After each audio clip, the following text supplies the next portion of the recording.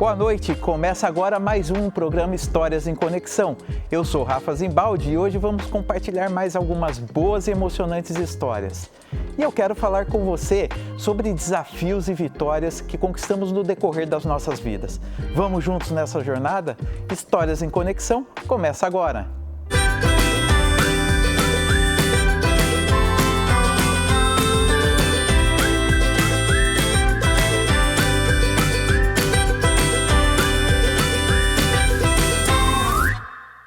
Hoje nós vamos falar de um assunto que eu gosto muito, que é família. E nós sabemos que família tem suas alegrias, suas glórias, mas também as suas dificuldades. E eu já começo pedindo a sua participação através das nossas redes sociais, @Rede Século XXI. E para começar o nosso assunto de hoje, eu tenho a alegria de receber hoje uma grande mulher batalhadora, filha da Dona Heloísa e do seu Adalberto, também mãe da Bruna e da Bianca, que estão aqui junto nos estúdios, esposa do Lucimar e fundadora do Instituto Remi, que vem modificando muitas vidas. O nome dela é Maria Luísa, mas ela é carinhosamente chamada de Malu. Então vamos lá, boa noite Malu, seja muito bem-vinda, obrigado pela sua presença. Boa noite, Rafa, eu que agradeço.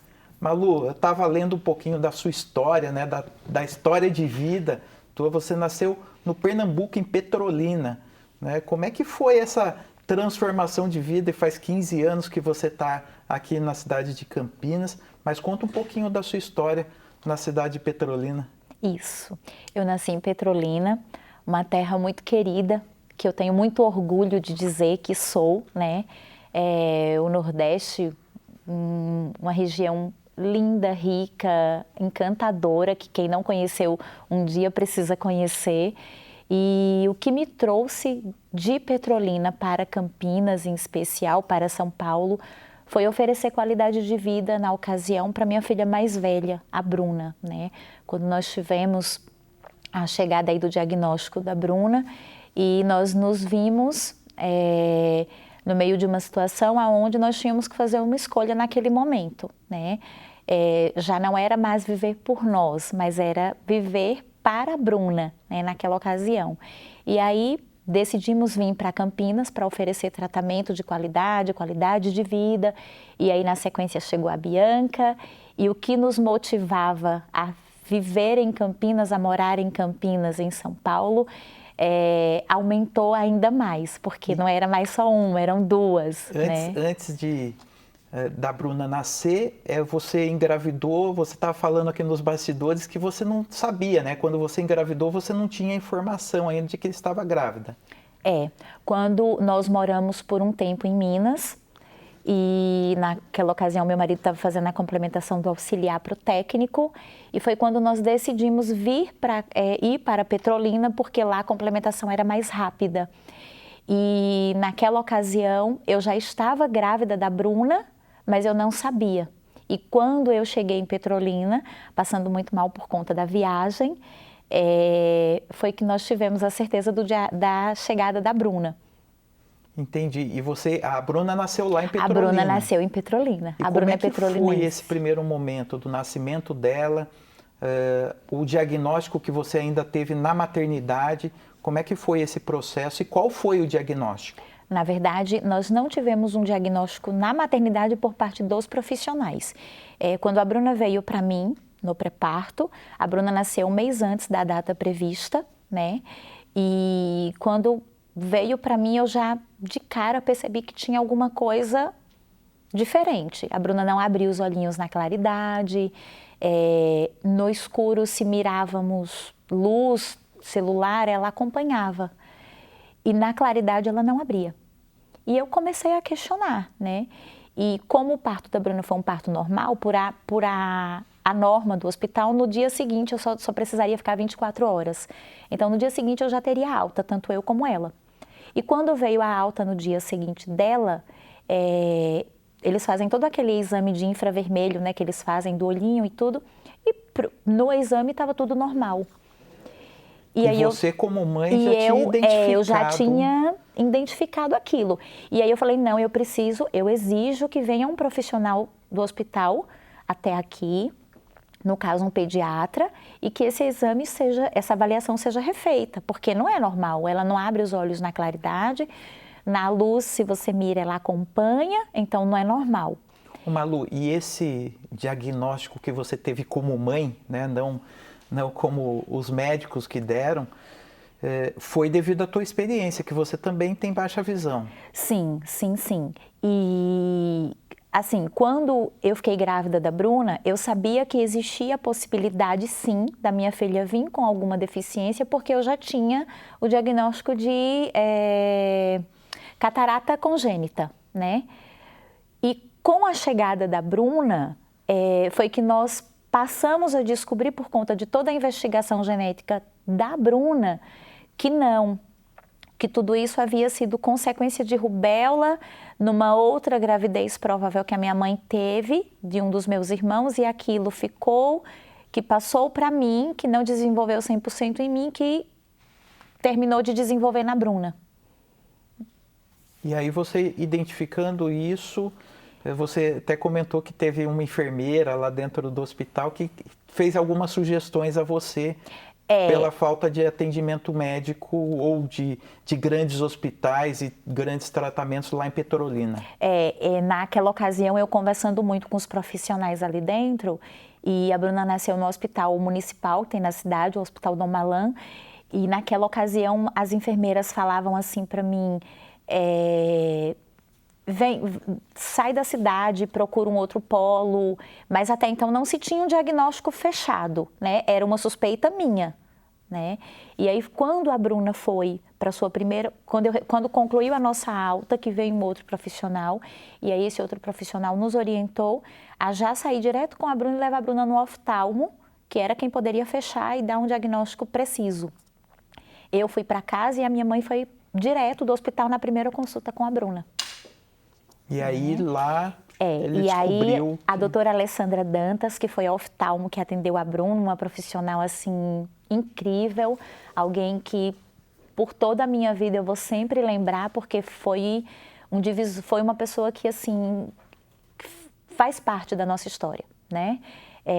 De cara ela pediu vários exames e nesses exames foi constatado que era uma esclerocórnea e que a cidade não tinha recursos, não tinha tratamento adequado, viável. E foi quando ela nos deu a opção de, olha, eu como médica te indico que você procure um polo que consiga realmente atender a sua filha. O que é uma esclerocórnea, é isso? Esclerocórnea. O que é isso? Só para as pessoas que estão nos assistindo. É uma célula do olho que ela não desenvolveu 100% e é como se ela jorrasse um líquido que se transforma numa película e isso vai tapando a córnea, 100%. E aí o pouco de vestígio de visão que a Bruna tem, do que essa esclerocórnea ia tapando, isso ia aniquilando totalmente qualquer porcentagem que ela tivesse de visão. E aí nessas opções que a oftalmo deu para vocês, São Paulo e outros estados, você escolheu aqui, São Paulo. Como eu já havia morado em Campinas, né, um tempo, ela nos deu duas opções, ou a Bahia, Salvador, a capital da Bahia, ou São Paulo. E óbvio, não pensei nem duas vezes, nós já conhecíamos a potência de Campinas, né? Unicamp, todo o polo médico de Campinas. E aí foi quando nós não pensamos nem duas vezes, largamos tudo, o marido pediu conta e viemos para Campinas com o nosso maior bem, que era a Bruna. Né? Eu sempre falo que eu trazia na minha mala comigo o meu maior bem, que era a minha filha. Né? Deixamos tudo, viemos na cara e na coragem, não tínhamos lugar para ficar, perspectiva de emprego, com 4 meses de seguro-desemprego e vamos, né? A nossa prioridade é a Bruna e hoje é as duas, é a Bruna hoje e a Bianca. Duas lindas meninas, né? A Bruna e a Bianca. Duas filhas. E nessa chegada aqui, como é que foi todo esse início, a distância da família, porque você acabou deixando seus pais lá no Pernambuco, como é que foi a tua vinda para São Paulo, para Campinas, como é que foi esse início de vida, Malu? Foi muito difícil, por muitas razões. Até então, eu vivia as maravilhas de um casamento recente, de uma convivência a dois, de não ter filho, de não saber o que é precisar lutar, de entender que ninguém vai poder fazer por elas o que só eu, como mãe, tenho nas mãos a capacidade de fazer, né?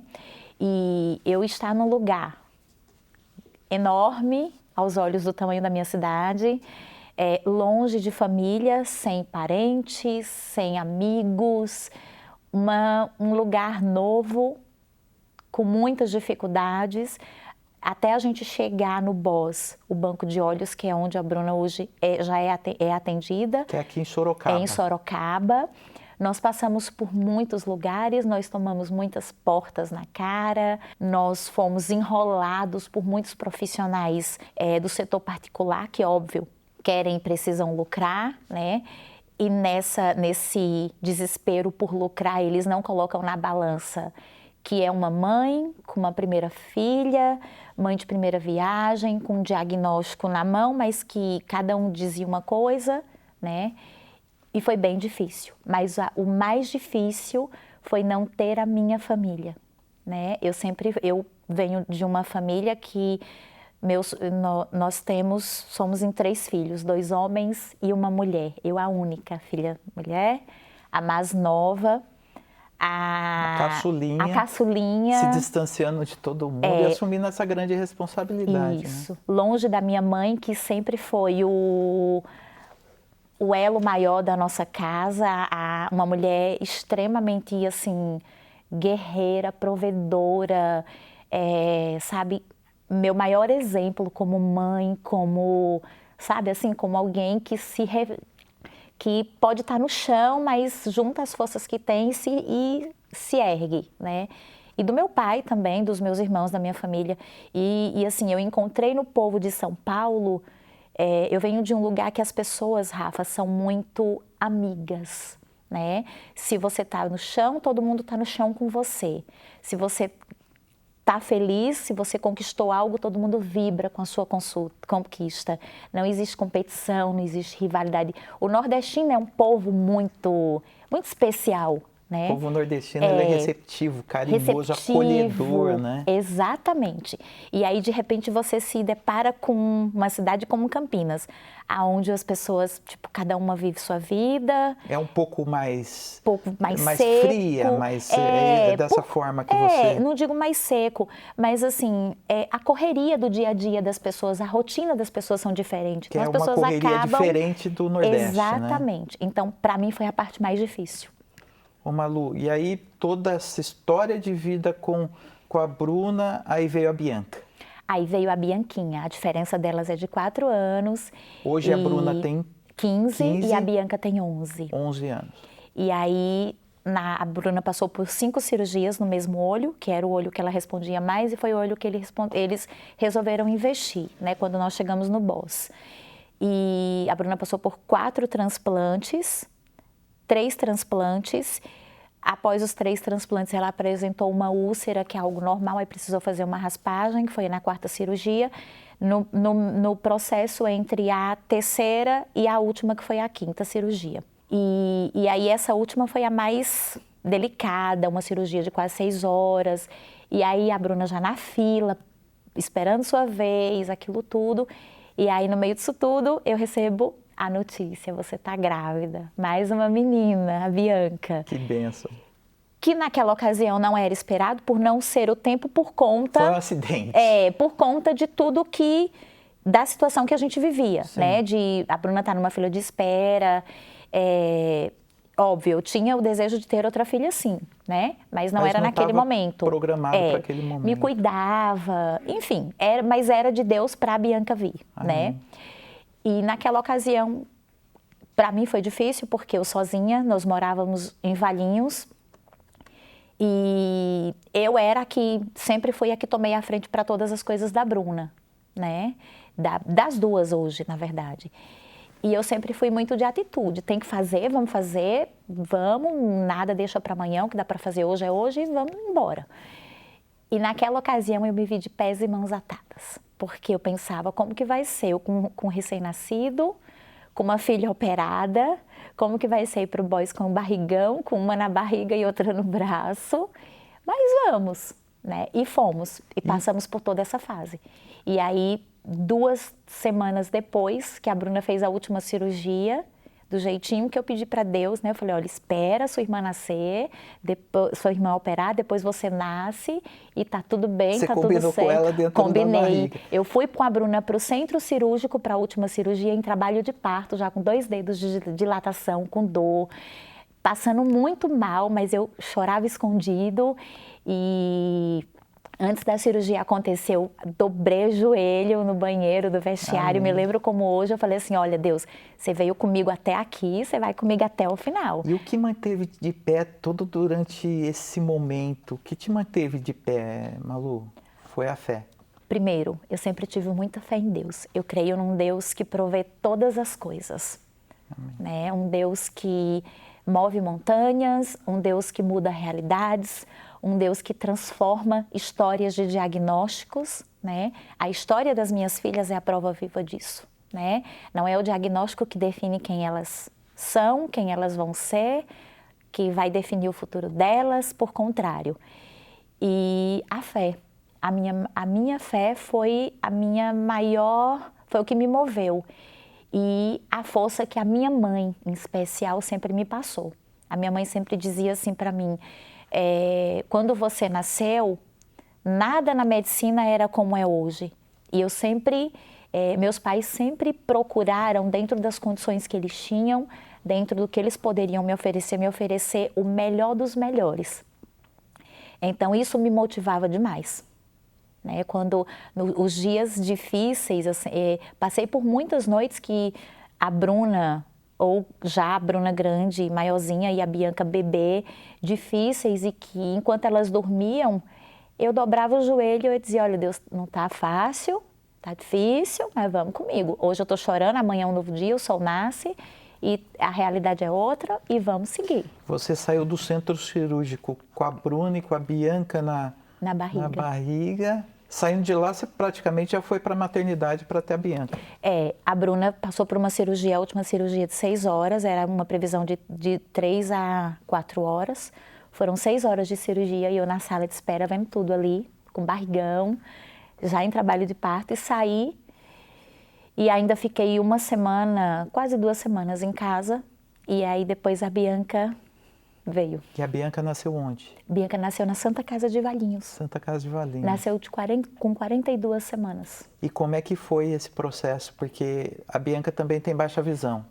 A baixa visão da Bianca, segundo toda a genética, estudos e tudo, foi porque a Bianca passou da hora de nascer. Não tem nada a ver com a baixa visão da Bruna.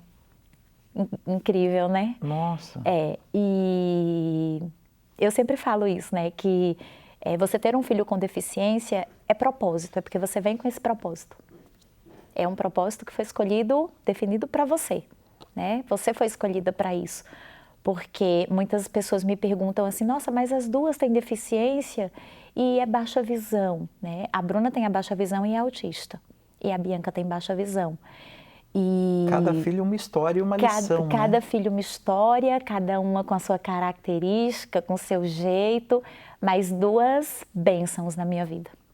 Bom, Malu, que história linda. Mas, gente, daqui a pouquinho nós vamos falar um pouquinho mais sobre a questão do autismo, então nós vamos para um rápido intervalo e quero lembrar que você também pode participar aqui com a gente através da internet, através das nossas redes sociais, @Rede Século XXI. Nós voltamos já. De volta com Histórias em Conexão, hoje falando sobre as alegrias e desafios de uma família. Quais são suas alegrias que quer compartilhar com a gente? Deixe a sua história nos comentários das nossas redes sociais, @Rede Século XXI. Por aqui no nosso estúdio estamos recebendo a fundadora do Instituto Remi, uma mãe super batalhadora, a Malu, que está contando um pouquinho da sua história, né, Malu? Falando da sua história em Petrolina, lá no Pernambuco, nordestina, vindo para São Paulo, cidade de Campinas, das suas 2 meninas maravilhosas, né, a Bruna e a Bianca, as 2 com baixa visão, e você estava falando no último bloco que descobriu o autismo também na Bruna. Como é que foi essa descoberta? Qual foi a luta e qual foi os enfrentamentos que você teve que fazer para descobrir, né, o autismo na Bruna?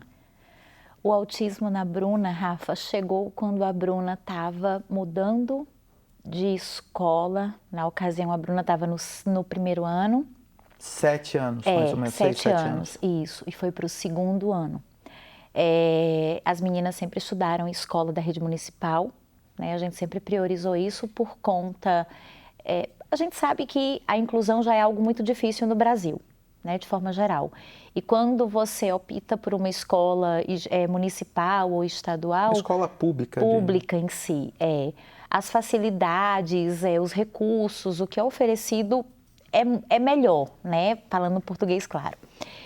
E a Bruna, nessa ocasião, estava mudando de escola, porque todo o processo de escola da Bruna, desde de saída de creche para o primeiro ano, foi bem estressante, né? Resumindo isso.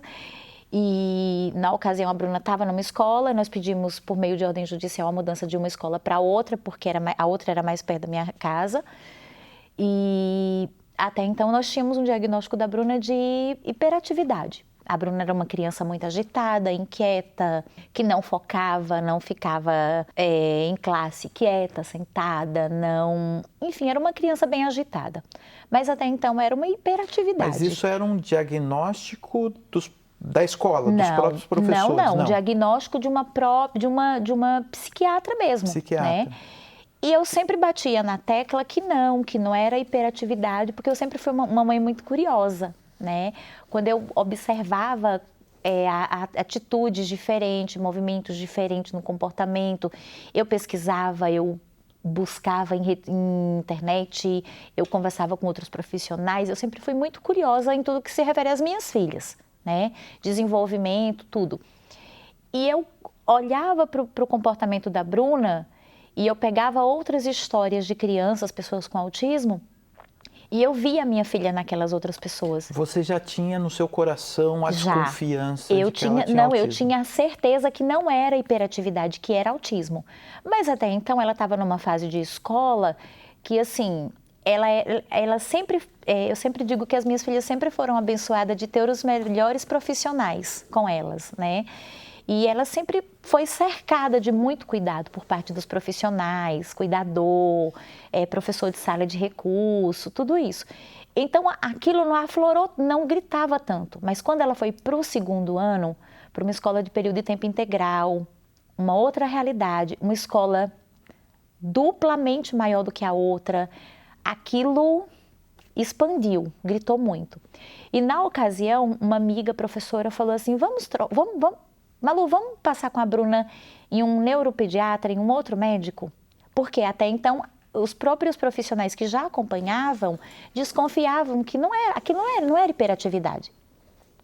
E a Bruna batia, a Bruna mordia, a Bruna não ficava sentada em classe. E aí foi quando nós passamos com a Bruna, mudamos de médico e faço questão de dizer, porque é um profissional que eu respeito demais, com o Dr. André Leite, que hoje é o neuropediatra que atende elas. Né? Olha que legal. E aí, de cara, o doutor André olhou para mim e falou assim, eu quero que você me fale, não como mãe, me fale como alguém que você teve um primeiro contato com a Bruna e que faça de conta que a Bruna não é sua filha. Você acha que a Bruna é uma criança que é hiperativa? Eu falei, não, a Bruna não é hiperativa, a Bruna é autista. Ele falou, exatamente, mãe, a sua filha é autista. Mas aí, óbvio, ele não me deu um diagnóstico de cara, né? Baseado no que eu achava ou no que ele achava. A Bruna passou por toda uma avaliação. Na primeira consulta, ele já identificou isso, sem ter os laudos ainda, sem ter todos os levantamentos. Mas mesmo assim, ele seguiu todo o praxe, tudo aquilo que tem que seguir, né? Todo rito que a medicina exige. E aí a Bruna passou por uma sequência de exames, acompanhamento psicológico, aquilo tudo. Mas de cara, toda a medicação que a Bruna tomava, que não era para ela ter um determinado comportamento, ela tinha em dobro, o que não era para ter. Ela batia, ela mordia, ela não ficava em classe. E ele falou, você vai pegar toda a medicação que você tem, você vai esquecer, você vai jogar fora. Você não vai mais usar nada com essa menina. E entrou com uma outra medicação. Com 2 semanas, nós já vimos resultado. a escola já nos já deu mudou uma o comportamento.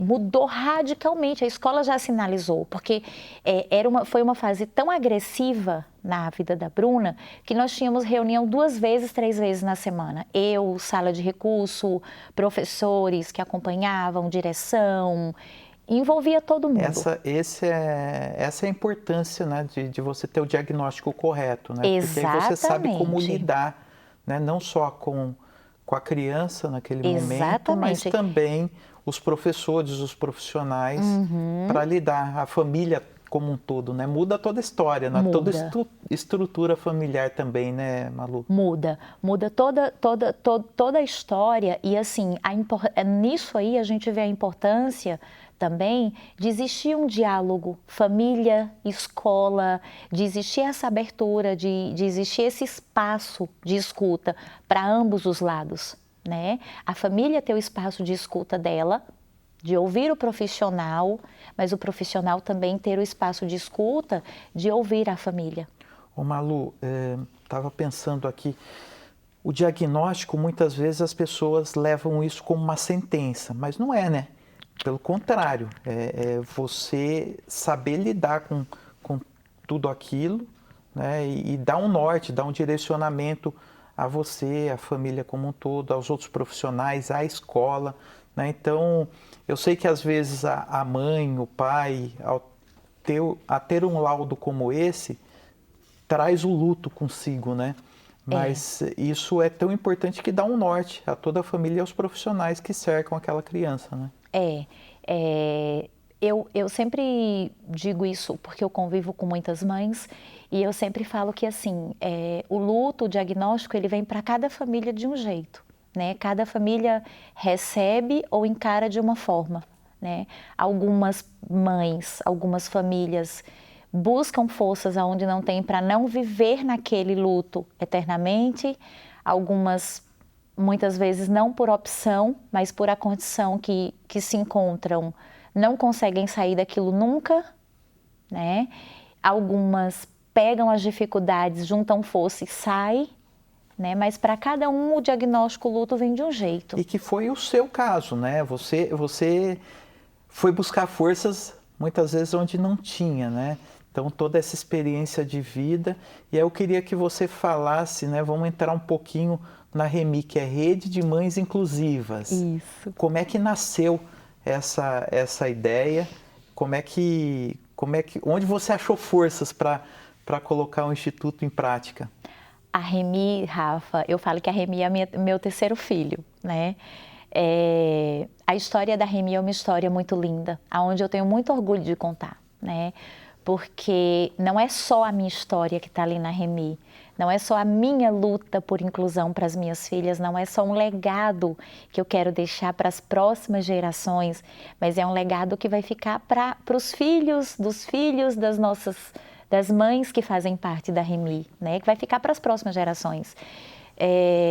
A REMI nasceu por conta de uma luta, de um corte de um transporte adaptado que nós tivemos aqui na cidade de Campinas, onde 94 crianças na ocasião ficaram sem o transporte, eram 95 com a minha filha. E 94 ficaram sem o transporte porque o da minha filha foi restabelecido muito rápido porque a Bruna tinha uma ordem judicial. Então eu vi 94 mães desesperadas, aflitas, porque seus filhos não teriam como ir à terapia, que são os contraturnos que a gente chama. E naquela ocasião aquilo me incomodou profundamente, porque a minha filha tinha o transporte restabelecido, né, para ir à sala de recurso, que é a terapia que ela faz hoje. E os filhos das minhas amigas não tinham, então eu vi mãe acordar 4 da manhã para estar numa terapia 8 horas, depender de 2, 3 ônibus, ou muitas vezes do ônibus não parar porque não tinha um elevador para um cadeirante. Mãe desesperada porque o filho é autista e você depender muitas vezes de um ônibus, né, nos dias de hoje, fluxo, a questão sensorial. O ônibus público, né, para uma criança com autismo, muitas vezes o autismo severo é inviável. É inviável, né? Tem toda a questão sensorial, entre outros casos. E aquilo me incomodou e eu comecei a me mobilizar, muitos professores me pedindo ajuda, faz alguma coisa. Se não for você, não vai ter ninguém. Ou seja, os professores pedindo ajuda para a mãe. Os professores me pediam, eu recebia muitas mensagens de WhatsApp e aquilo me incomodou. E aí eu comecei a me movimentar. Falei, eu vou criar um grupo de WhatsApp, as mães vão entrando e ali junto a gente vai pensando e começamos a organizar rodas de mães na Pedreira do Chapadão. E daí a Remi nasceu. Brigamos um ano, conseguimos que restabelecesse para as 94 crianças que tinham perdido, mais uma fila de 100 e poucas crianças que estavam na espera. E partindo disso, a Remi nasceu, porque nós entendemos que a nossa luta ia além de um transporte. E aí começamos como grupo e hoje somos um instituto. Que legal, Malu. Você falou aqui que os professores, né, te deu todo esse direcionamento, levou o pedido e a solicitação de outras mães. E aí, vamos conhecer um pouquinho da história da professora Cássia, né, que é a professora da Bruna e da Bianca e da Bianca também. E ajudou muito nesse processo de vocês. Então, vamos rodar o VT para a gente conhecer um pouquinho a história também da professora Cássia. Inclusão social é o conjunto de ações que combatem a exclusão em benefício à vida em sociedade, provocada pelas diferenças de classe social, educação, idade, deficiência e gênero. O atendimento educacional especializado, ele tem o objetivo de avaliar, verificar qual a necessidade daquele aluno e ver quais os recursos que são mais adequados à deficiência que ele tem e que vai eliminar as barreiras que ele encontra lá de acesso aos conteúdos no ensino regular. E é esse o trabalho da Cássia na Escola Municipal Pierre Bonhomme, em Campinas, São Paulo.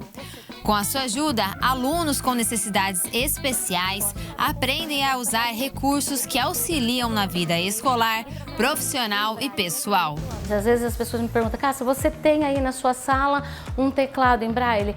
Eu digo assim, eu até tenho, mas eu ensino meus alunos a digitar, porque aonde que ele for, se não tiver um teclado em braille, ele vai conseguir usar esse teclado, esse computador, desde que tenha o programa de voz. Falando um pouquinho do caso da Bruna, que ela foi diagnosticada com espectro autista e também tem baixa visão. Então, como lidar com uma aluna que tem 2 tipos de deficiência? Então, a Bruna, eu comecei a acompanhá-la desde a educação infantil. Então, no começo, eles tinham diagnosticado como hiperatividade, mas fomos fazendo o trabalho. Aí, com o tempo, ela foi diagnosticada, a gente viu que realmente tinha um autismo. Mas todo o foco do nosso trabalho, ele foi direcionado para a área da deficiência visual. E a gente começou a fazer um trabalho para ela ser alfabetizada em tinta, porque ela tem um resíduo visual. Só que, com o passar ali no primeiro ano, nós fomos vendo que não era tão eficaz ela ser alfabetizada em tinta. Então, conversando, eu, a professora do regular, a de educação especial, com a mãe até, nós chegamos à conclusão que ela precisaria aprender o braille, porque senão a letra tinha que ser muito grande e não era funcional. Apesar dela ter essa a deficiência visual e o autismo, ela é uma menina muito inteligente, ela aprende muito rápido. E a Bianca, né, a irmã dela, ela segue estudando aqui, né? E como é que é o trabalho com ela? Então, a Bianca, ela tem baixa visão, então ela enxerga um pouco melhor que a Bruna. Então, todo o trabalho com a pessoa que tem a baixa visão é voltado para o que nós chamamos de recursos ópticos e não ópticos.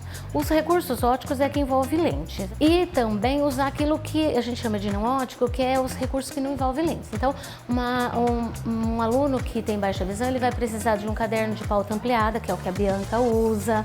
Ela vai precisar de um lápis com uma grafite mais escura, para que aquilo que ela escreve, quando ela for escrever, ela vai conseguir ler, porque aí está com uma cor mais forte. Quais são as suas maiores dificuldades, né, ao lidar com essas crianças, ou até mesmo com essas ferramentas? A dificuldade maior é quando a gente não tem tanto o apoio da família. Então, assim, quando a família está envolvida nesse trabalho, fica tudo mais fácil. E também, assim, o acesso, de chegar. Algumas vezes, tem crianças que precisam de estar aqui na sala de recursos, mas fica um pouco difícil quando a família não pode trazer ou não quer trazer, né? Já que a gente bateu esse papo com a Cássia e entendeu um pouquinho na teoria como funciona essa educação especial, agora a gente vai entender na prática como funcionam, né, essas ferramentas que é usado aqui na sala de recursos. Então, Cássia, vamos entender primeiro esse alfabeto em braille, o que são esses pontinhos em relevo. Então, isso aqui é o sistema Braille. O sistema Braille ele é um código universal de leitura e escrita. Ele é constituído de 6 pontos, isso aqui é uma celinha Braille, então constituído de 6 pontos, ponto 1, ponto 2, ponto 3, 4, 5 e 6.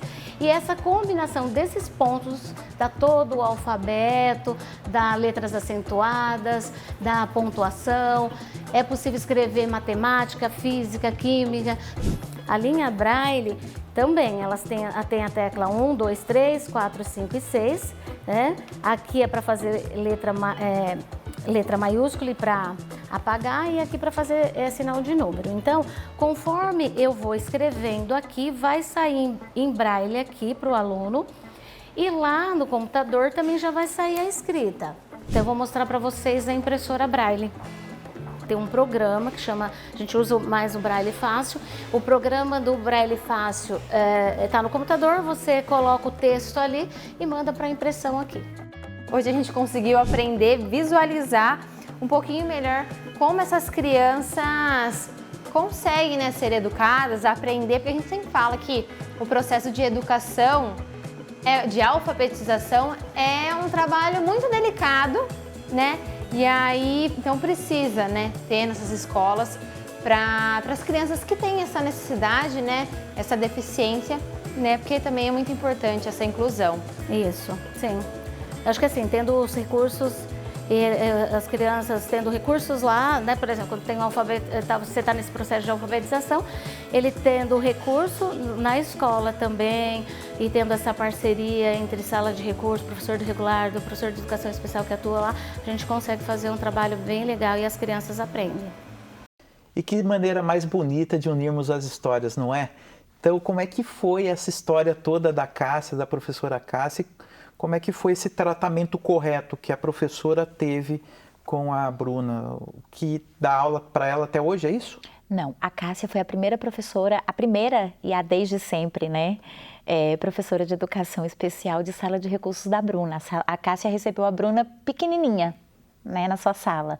E toda a trajetória da Bruna na rede municipal, a Bruna frequentou a sala de recursos com a Cássia. E aí, no meio disso tudo, quando a Bianca também precisou da intervenção de sala de recurso, a Bianca também foi algo que nós fizemos questão, que fosse a Cássia, porque a Cássia sempre fez um trabalho de muita excelência com a Bruna, né? Se hoje a Bruna é essa menina que tem o desenvolvimento que tem, e a Bianca, eu digo que 80% disso nós devemos muito à Cássia, ao trabalho, às intervenções que a Cássia desenvolveu, né? E hoje a Bianca frequenta a sala de recursos da Cássia. Olha que bacana. Então, quando você tem o diagnóstico, você tem o tratamento correto, o acolhimento correto da escola, é fundamental, né, Malu? As intervenções corretas, no tempo correto, é algo imprescindível. Eu sempre falo que assim, nós que temos um filho com deficiência, a gente luta muito por diagnósticos precoces, né? Quanto antes você tem o diagnóstico, mais rápido você vai conseguir desenvolver as intervenções necessárias. E aí o desenvolvimento vem, os bons resultados vêm, mas para isso é preciso ter as intervenções necessárias. De nada resolve você ter um diagnóstico muito cedo e você não ter as intervenções, né? É jogar fora tudo que você conquistou. E é fundamental a escola participar disso junto com a família, né? É fundamental, é necessário, é lei, é um direito que a pessoa com deficiência ela tem, que assiste ela, né? E eu sempre gosto de frisar e lembrar isso, porque muitas vezes as famílias elas recebem, Rafa, isso de que o meu filho frequenta uma escola, uma sala de recurso, meu filho frequenta uma terapia em tal instituição que o poder público ou a escola encaminhou. Isso está previsto em lei, né? É como se fosse um presente, não é um presente, é lei, é direito. Né? Isso é previsto em lei. Está lá na LBI, na Lei Brasileira de Inclusão, né? Então, assim, é algo que é um direito que toda pessoa com deficiência tem, né? De ter acesso de forma digna às terapias, às intervenções, a tratamento de qualidade, é lei. Então, para as mães que estão nos assistindo, é importante, né, Malu, saber que é um direito da criança ter todo esse atendimento, esse acompanhamento da rede pública, seja municipal, estadual ou até mesmo, se for o caso, federal. Federal. Exatamente, é um direito, é algo que o seu filho, se é seu filho, sua filha, se é sua filha, seu pai, sua mãe, seu parente, seu vizinho, que ele tem e que, assim, não é o que dizem para você. Ah, porque eu acho que o seu filho não deve frequentar uma sala de recursos. Já ouvi isso uma vez, de uma diretora de escola. Verdade. Né? Já ouvi. Não, eu acho que a sua filha, a Bruna, está numa fase de desenvolvimento tão boa que ela não precisa frequentar a sala de recurso. Diretora, eu não preciso do seu achismo. É um direito que assiste a minha filha, ela tem. E ela vai frequentar. Pronto, ponto final. E não é a diretora, né, ou o professor que acaba dando esse diagnóstico. É algo previsto em lei que ela precisa desse acompanhamento, né? O autismo não é algo que tem cura, né? Não é uma doença, né, Malu? Eu sempre falo isso, é uma né? condição, é um espectro, é uma condição e que precisa do acompanhamento sempre, né? Exatamente. E assim, e algo que as pessoas precisam entender é que o autismo, ele não chega só na infância. A criança que é criança hoje, ela vai se tornar um adolescente, ela vai se tornar um jovem, ela vai entrar na vida adulta, ela vai chegar na velhice dela, ela vai ter ela vai ser uma pessoa que vai ter uma terceira idade.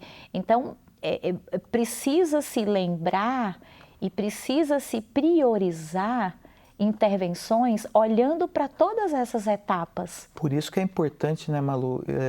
Às vezes os pais não se sentirem acuados, porque isso é lei, tem previsão, né, de amparo a essas crianças, né? Porque isso vai ser para a vida toda dessa pessoa, né, com espectro autista ou qualquer outra deficiência, né? É importante os pais saberem que isso é lei, tem amparo e que precisam ter forças para enfrentar muitas vezes essa condição do achismo, como foi dito aí pela sua diretora, né?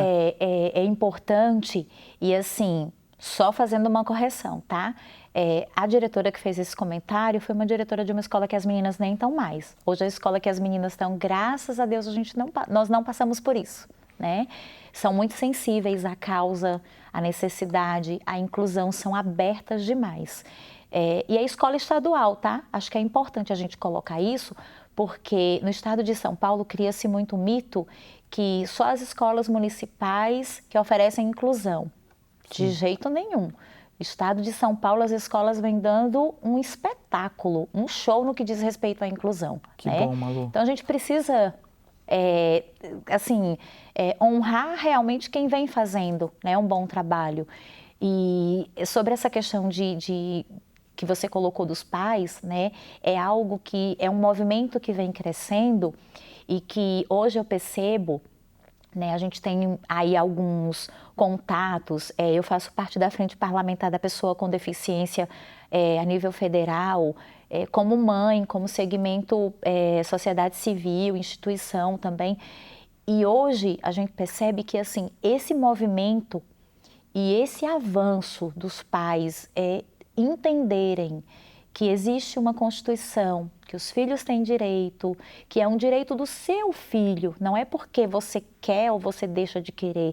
Isso vem fazendo, Rafa, um barulho e tendo um impacto muito grande. Ô Malu, falando desse barulho, nós vamos ouvir daqui a pouquinho mais um pouco dessa história, né? Tá muito emocionante. Então é uma alegria, né, poder ouvir histórias que conectam e emocionam a gente. Então eu quero lembrar que a sua história também pode ser importante. Você pode participar com a gente através da internet, através das nossas redes sociais, @Rede Século XXI.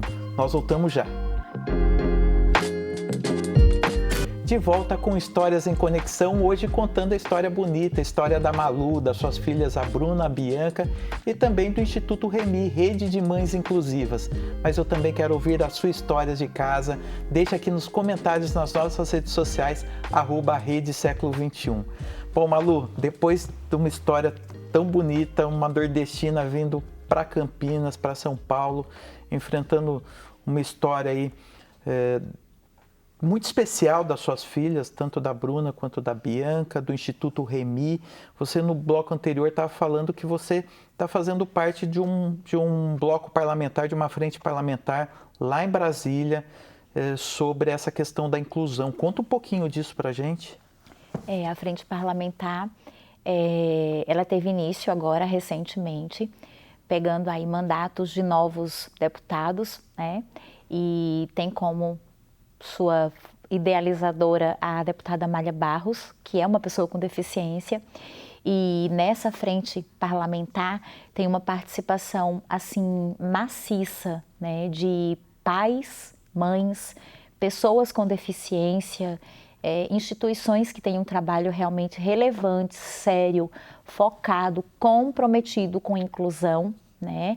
E eu tive a felicidade de ser convidada para participar, não só como mãe, mas representando o Instituto, para de alguma forma colaborar, levar a nossa contribuição como sociedade civil, como instituição, para que essa real inclusão aconteça, né?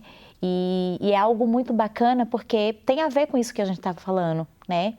Esse movimento dos pais entenderem que os seus filhos têm direitos e que nós precisamos lutar por direitos e que para a real inclusão ou para a real política pública acontecer, não depende só de você esperar dos governantes, que os governantes eles façam, mas você pode dar a sua contribuição, né? E deve dar a sua contribuição. E esse vem sendo o papel, né, da frente parlamentar. E hoje a gente já vê assim avanços, conquistas, projetos que estão sendo tirados das gavetas, indo para votação, outros projetos que estão nascendo, como a votação que nós tivemos semana passada, né, se tornando lei, indo para o debate, se tornando referência ali no centro do debate, coisas que nem eram lembradas muitas vezes ou que já existiam, mas que os parlamentares, os políticos em si, não davam, né, a devida importância e hoje já olham de uma outra forma por conta da frente parlamentar. É importante dizer, né, Malu, que os parlamentares, tanto o Congresso Nacional, Assembleia Legislativa, Câmara de Vereadores, começaram a enxergar a importância, né, de você ter leis inclusivas, não é isso? É verdade. E isso nasceu, Rafa, importante lembrar, por conta desse movimento, né? Nunca se viu, como nas últimas eleições, se falar tanto de pessoa com deficiência, né? E pessoas com deficiência competirem ali a cargos, né, públicos. Por conta da gente, por aquele movimento de você ver o quanto faz falta você ter pessoas que realmente representem a causa ali lutando, né? E assim, essas pessoas são vozes, acabam sendo voz daqueles que não conseguem se expressar, daqueles que não têm força para lutar, daquelas mães que ainda vivem no luto, que não saíram do lugar, que não deram passos positivos para frente. Então isso é um divisor de águas realmente. Ô Malu, e a Rede de Mães Inclusivas virou hoje uma referência, né?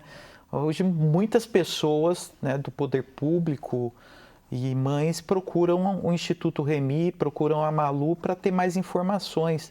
Como é que isso funciona? Como é que nós entramos em contato com você? Como é que funciona o Instituto? Fala um pouquinho mais para a gente. O Instituto hoje está em muitas cidades. Hoje nós temos, podemos dizer com muita alegria, né, que nós temos mães nos representando em Curitiba, em Brasília, no Nordeste, em Minas Gerais. Estamos acho que em muitos estados, né?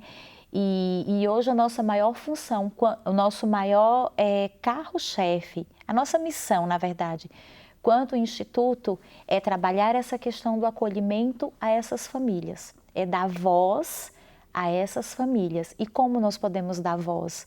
dando a oportunidade dessas famílias serem ouvidas, de acolher, de levar o serviço que muitas vezes o poder público não oferece, né? Ou muitas vezes existe uma dificuldade por conta de filas de espera para oferecer. Então, o Instituto entra nessas áreas com muita intensidade. Mas a nossa maior paixão e a área que a gente mais vem atuando é em escolas, é entrar nas escolas, porque a gente entende que, primeiro, toda pessoa com deficiência ela tem direito à educação, é um direito dela. E muitas vezes essas famílias até conseguem ter o seu direito garantido, de ter um filho matriculado e estar na escola, mas as intervenções feitas ali dentro não são feitas de forma correta, justa ou digna, né? E aí entra o Instituto, né? Fazendo toda aquela intervenção, todo aquele movimento não só de acolher a família, mas de ser parceiro também da escola. Então, além do acolhimento, vocês buscam o direito daquela mãe, né, daquela criança que precisa do acolhimento dentro da escola, né? Sim. Que aí vocês fazem também a intervenção, o contato junto à escola, é isso? Sim, nós temos uma equipe de voluntários que vai desde do advogado ao psicólogo, ao assistente social, ao professor de sala de recurso, o professor de educação especial, ao médico, ao neuro, ao TO, à fono. E aí, dentro daquela intervenção que é feita, quando aquela família precisa de uma intervenção mais individualizada, aí entra o Instituto. Porque a gente sabe que a escola, ela conta com uma equipe de professores. Ela não tem aquela equipe multidisciplinar, né, completa. O psicólogo, a TO, a fono. E aí entra o Instituto, fazendo não desde o acolhimento individual à pessoa com deficiência e aos pais em especial. Digo mãe porque nós somos procuradas por muitas mães, né? A mãe está sempre ali na linha de frente, cuidando de tudo. Então, a pessoa que a gente mais tem contato é mães, sim, né? E fazendo aquele cuidado, desde o cuidado psicológico com aquela mãe, cuidando do coração, cuidando da alma, acolhendo, abraçando, tentando oferecer para elas aquilo que muitas vezes nós não tivemos na nossa trajetória, mas que vai ser um divisor de águas na vida daquelas mães. Ô Malu, e quem está nos assistindo, está precisando de tirar uma dúvida, está precisando de uma ajuda, de um acolhimento, como é que faz para entrar em contato com o Instituto Remy? Rafa, hoje nós não temos sede fixa, ainda. Por enquanto. Mas pro ano que vem tem muita novidade chegando. É só entrar em contato conosco, não só através do nosso WhatsApp, do nosso Instagram, das nossas redes sociais. As redes sociais como é que é? Instituto Remy? Remy_inclusão. Né? A gente está lá no Instagram, só você procurar Instituto Remy, você acha super fácil. E aí você entrando ali na página do Instituto, você já consegue ter acesso ao nosso WhatsApp, a qualquer uma das nossas mães que estiver ali online ou tiver convocada para estar naquele momento ali de escuta, naquele dia, naquela hora, vai te responder de imediato, vai marcar um momento de escuta. As nossas psicólogas vão fazer aquela intervenção que precisa ser feita. Muitas vezes as mães nos procuram, não é nem para ter alguma intervenção, por incrível que pareça, elas só querem ser ouvidas. Elas só querem receber uma palavra de acolhimento. Olha, você não está só, por incrível que pareça. Tem uma rede de mães para te acolher, né? Exatamente. Olha, elas só precisam ouvir isso. Olha, você não está só. O que você está passando, ou eu já passei, ou eu vou passar, ou tem outra de nós que já passou, e você não está só. Né? É uma rede mesmo de apoio. Né? Uma segurando na mão da outra e ninguém larga a mão de ninguém. Malu, que história maravilhosa. Quero te agradecer, né, a oportunidade, por compartilhar um pouquinho desse trabalho que você faz, da mãe batalhadora que você é, da esposa, da sua história de vida. Obrigado pelo carinho que você teve conosco e aceitar nosso convite aqui. Imagina, Rafa, eu que agradeço. Agradeço e sou muito fã da Rede Século XXI, né, da TV Século XXI, por toda a história, por todo o cuidado que vocês têm, cuidar realmente, né, de vidas, e tenho certeza que, assim, a nossa conversa aqui vai levar muita luz e muito esclarecimento, né, a muitas pessoas. E rede de apoio, né? De alguma forma, nós estamos sendo rede de apoio para alguém que precisa de rede de apoio. Com certeza. Obrigado, Malu. Bom, hoje a nossa história, a História em Conexão, foi com a Malu, mãe e também fundadora do Instituto Remi. Quero agradecer você que nos acompanhou até agora e te aguardo na próxima segunda, às 19h30. Que Deus abençoe. Uma boa noite a todos.